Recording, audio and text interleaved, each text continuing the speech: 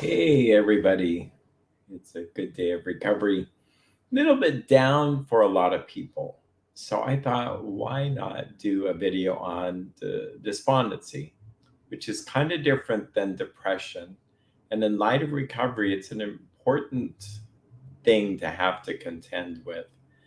So, what is despondency, huh? I actually looked up some definition. The definition is pretty good, actually. I'll just read it. Depression of spirits from loss of hope, confidence, or courage, dejection.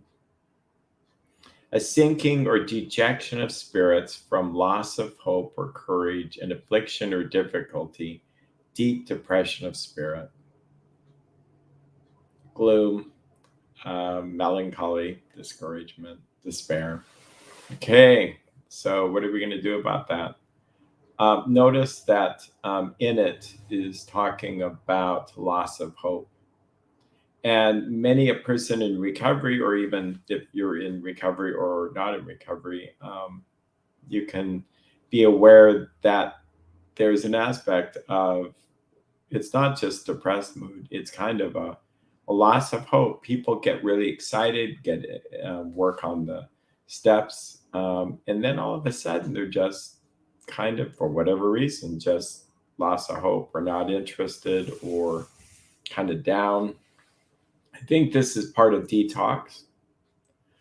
So I say keep perspective. Perspective is really important. A person could be 3 months sober or 6 months sober, or having a pattern that they've used for 20 years and now they're free. They had a spiritual experience, they're excited, things are happening, and then just they have some bad days. Like, what happened? Um, the program works anyway, anyway, regardless of what we're going through. And so some of the tips we're going to talk about are the things that we do, whether it's rainy and gloomy, hurricanes, or sunny and hot. You know, we do the same program every day. But keeping perspective is key. I think before we recover, we lost perspective. We didn't think we had a problem. We minimized the drinking or the spending or the gambling or the lusting or the overeating or the fixing of others. We were blind to it. Now we're seeing things more clearly. And sometimes there's layers of seeing things more clearly. And so being gentle, um, safe with ourselves to help us see things. And I think journaling is very useful because when you look back at how things were a long time ago, like 6 months ago, and you read your writings, like, whoa, I'm better today. I am better today. It would be tempting to try to use psychology to fix things. I think we're just built that way. And there's nothing wrong with psychology. There's nothing wrong with people using better ways of living through thinking different, books, tools, techniques, all that. I think the challenge is it enough? Is it really enough to be able to just do this without some kind of divine intervention? So, my first go to, and I will say that I've been there, you don't feel like praying. It feels like I don't want to pray. It's like an appetite thing where sometimes we're craving prayer, we connect with God, and then there's other times it's like, what happened? I just don't want to do this. If you think in terms of strategic, we could call it spiritual warfare or addiction warfare, we see that the addiction is just not a impersonal force. It's trying to poke at us any way it can, and maybe it's not poking so much at resentment or fears, but a subtle way it might be is just dejection, just kind of loss of spirits, loss of energy, loss of this exuberance, and we wonder what happened. It's kind of a low energy thing kind of going on. So I think sloth kind of relates to it at a certain level. A spiritual force trying to have us lose steam. So I find that it's best just to say, God, help me here. That's all I have to say. God, help me here. Be with me in this moment. To notice it, if you know you're getting into despondency, that helps a lot. That's why having fellow recovering members around you helps a lot, because you'll see these dynamics. You may not see it if you're by yourself. Okay. Breaking out of this sometimes is helped by reaching out for support. We reach out for support. A phone call can make all the difference in the world. A text message. I'm not the biggest on texting for other reasons, but a text message that's loving, kind, very useful, almost slogan-like, not like throwing platitudes to people, but just if you have a sponsor, a fellow member who's thoughtful. It could go something like this. Actually, I just described this. I might text something like this. Right now you probably are losing steam, or you're feeling despondent, depression. You may be shocked at how this just came out of nowhere. That happens to us all. This is average. It's normal. What I found useful to me is to continue to reach out to God, to continue to work the steps, even though I'm in this mode. That nothing's necessarily wrong. Nothing's necessarily needing to panic. By the way, this is a long text.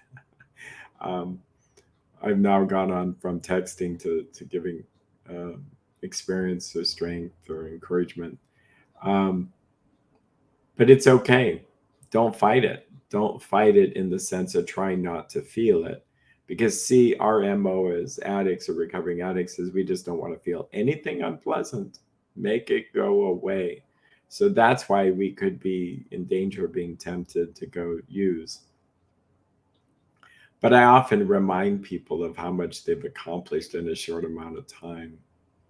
I'm a fan of sponsors really telling people what worked for them in the steps, and to not give all this extra tools and advice and stuff. It's like playing therapy. But it's not necessarily a bad idea to offer the suggestion of a gratitude list at this point, because it does seem to work. And I've had it in the last month. I've had a few bouts of it. And it's like, you know what can I be thankful? I'm alive. I usually start with that. God's given me more time to prepare for the next life. God has answered so many prayers, done so much more than I can ever imagine. Why would I doubt now? And as I'm saying this makes me think of Psalms. Psalms from the Bible, for those that are interested in this. A lot of Psalms start off, or in the middle, have some kind of despondency, some depressed state, some awful state. But usually there is this remembrance of God and remembrance of where we were and where we are now. So that can help remove it. But I find that if I don't worry about trying to remove it, but just work the steps, it goes away. It's almost like if there was an enemy throwing this at me to try to get me to attach myself to it, it makes it worse. It's like, whatever. And that's actually worked, to not see it as a temptation. Instead of temptation, like for your addiction, there's just a temptation to feel bad. It's just another roundabout way for the enemy to get us there. So reaching out for support often brings perspective. And it's miraculous. Sometimes you just feel better. But this is after we prayed. And then calling a sponsor saying, hey, this is where I'm at. Do you have anything to offer me there? He or she may direct you back to the steps. They may go, well, how does the steps relate? Well, I'm powerless over how I feel. Come to believe that a power greater than myself will lift me out of this, step 2. 3, made a decision to turn my will and my life over to the care of God. So I'm not really running my life anymore. So it doesn't really matter what I'm feeling. That sounds totally different than a lot of therapies. But it, as far as if my goal is to stay sober and to connect with God, feelings are really secondary. I can honor them, but it's not the goal to process them or to get rid of them, because it's just a different approach. 4 is looking at my defects of character, like what are my part in this? And despondency usually is so subtle, it's not overt. It's you don't know why you're down. But if you go, well, I have been worrying about this, well, then it's kind of more worry. Or I'm really kind of mad at this person, well, then that's kind of resentment. Um, I think a lot of this through prayer, and we said, well, I did overeat, I did not sleep well. I haven't been exercising as a result of some of the holidays, if we're looking at the recent. Um, but or we just start to feel self-pity and feel down and like, I want this to happen. So it might be I want something and I'm not getting it. I want um, recovery sooner. I want the relationships to be mended quicker. Or I've tried over and over and over to try to get someone to do something, like a loved one, and we get despondent. In fact, we're going to read some passages from the AA book here. Meetings, that's another way to really shift things. I mean, countless meetings I've been to where didn't feel like going to a meeting, but did I ever leave really worse than when I started? No. I picked the good meetings though. If you feel worse than when you started, I'd say statistically that's not that healthy of a meeting.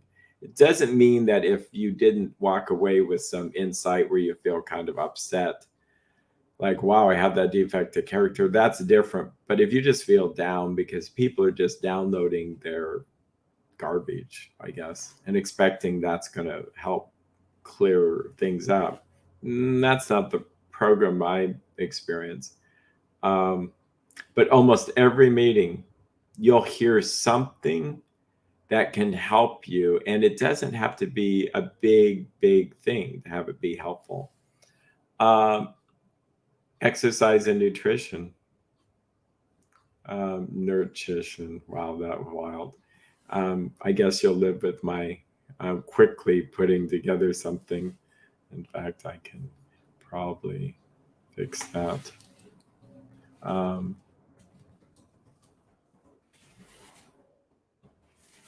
Nutrition. This does help. It's not going to be a cure for everything, but during these darker months, vitamin D makes a difference. Bill W.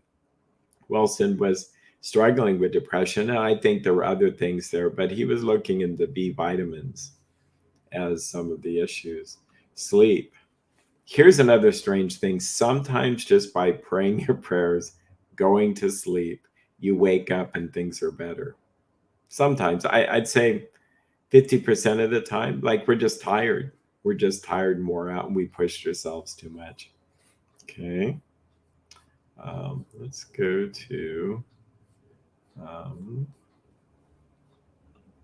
some of the parts. So this is interesting. Parts in the big book. Very simple thing to do. I put in the word depression here. And it will do a search for you. Very simple. And it's great, this PDF. So this is talking about the family afterward. And some of these really gave us some clues. It says, let them remember that his drinking wrought all kinds of damage that may take long to repair. If they sense these things, they will not take so seriously his periods of crankiness, depression, or apathy, which will disappear when there is tolerance, love, and spiritual understanding. I love this because if it's not even about a family member here, it's like if we ourselves have had long-term issues with addiction, We have all kinds of damage. It takes a long time to repair. I mean, sometimes quicker, but sometimes slower. We have to be gentle with ourselves and not take too seriously some of the crankiness or depression or apathy. And what will help it disappear? Tolerance. Like we have to tolerate these feelings. Love, like just love myself in a different way rather than doing something addictive.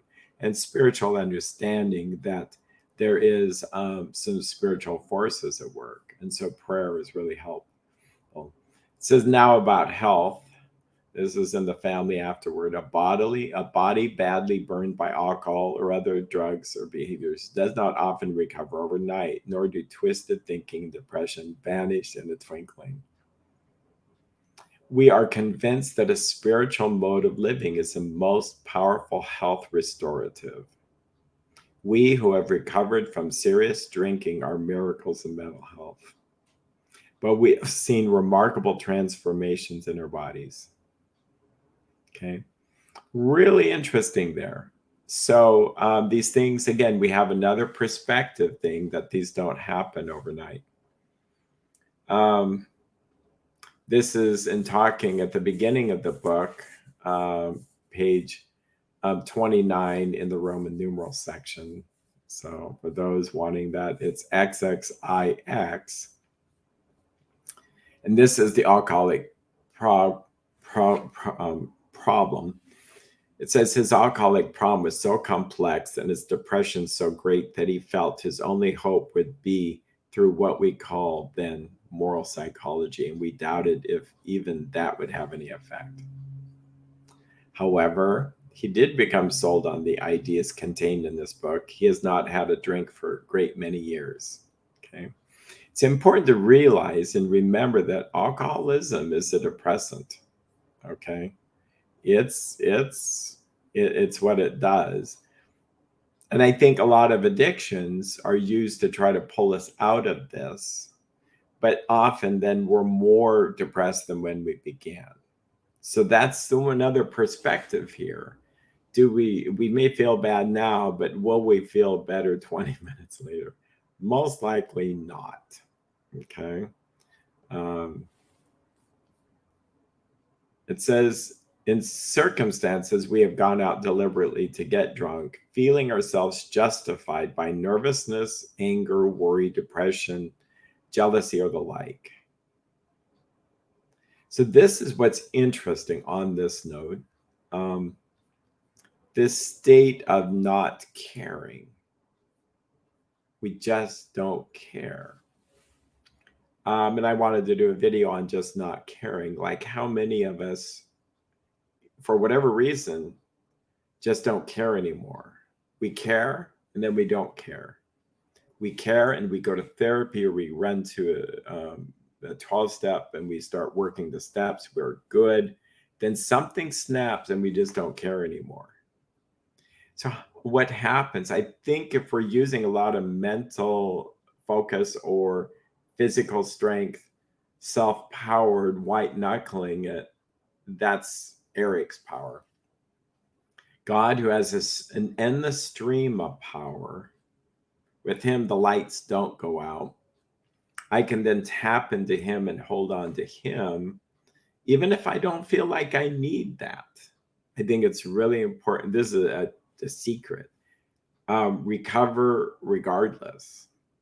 I had a person, this was really pretty profound. He said, I use the steps in between slips. And what's in there is that he worked the steps in between slips. As soon as he would get better, he would stop again using the program, and then he would slip again. If you do this every day, that's why step 10 and 11 are a daily thing. It says we will continue to grow in effectiveness and understanding. We'll do better. So how do we guard against that hopeless, I don't care attitude, or how do we preserve the connection? I think it's by just being aware that we have to guard it. We have to care. I mean, we can make charts of what our life was like before or reminders, but when we don't care, we don't care. And perhaps it's a spiritual force that comes to us that zaps us, and we just all of a sudden don't really care about anything anymore. Um,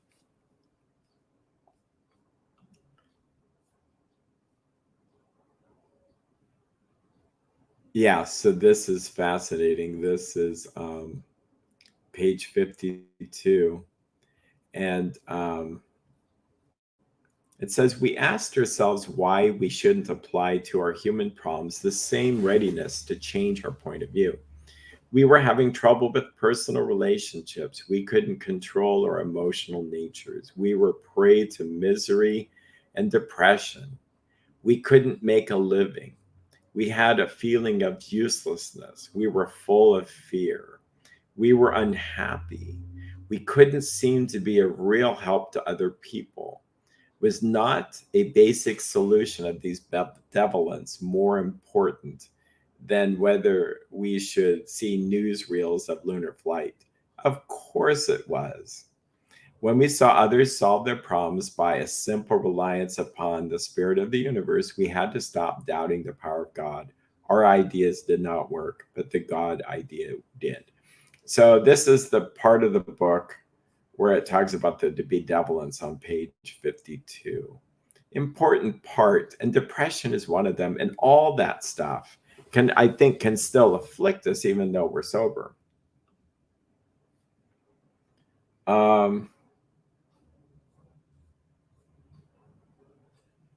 This is a very powerful. I like how Bill Wilson writes some of this. I mean, some of it I just go, well, okay, whatever. But most of it is like, whoa. It says, we began to ask medical advice as the sprees got closer together. The alarming physical and mental symptoms, the deepening pall of remorse, depression and inferiority that settled down on our loved ones. These things terrified and distracted us.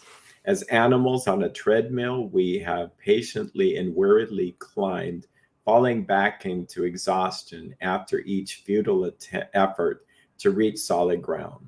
Most of us have entered the final stage with its commitment to health resorts, sanitariums, hospitals, and jails. Sometimes there was screaming delirium and insanity. Death was often near. Again, I think it's easy to take for granted, that alcoholism back then, I mean, was horrific. People died from it. Um, Very dramatic language there, but I think we do struggle that way. It just gets darker and darker and darker. And the more we try and try and try in our own efforts, and the more we fail over and over and over and over, then we start to get futile, despondent. So, as we kind of wrap this up, I mean, the focus could be I can't control the despondency or depression, or I mean, I can by doing some exercises and I mean, physical exercise, change how I think and all that. But if we find ourselves, I can't even do that, then admit your powerlessness over your own mood and your life has become unmanageable, and really simply believe a power greater than you will restore you to sanity. See, that's the beginning of this. I think literature and spiritual reading, I didn't put that on the list, but that's powerful too. Because I have seen it where I am doing a certain, I'm feeling kind of bad. And then I do some spiritual reading. I mean, 12-step reading is good. And most 12-step reading, I can just read and it just does wonders. But I can read something from my faith tradition and it just blows me away. I just feel better. It's like, whoa, yes, this is like an antidepressant. It just makes me feel better.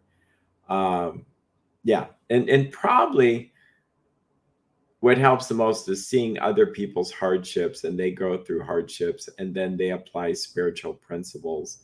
And then they do better. I think it's their experience, strength, and hope.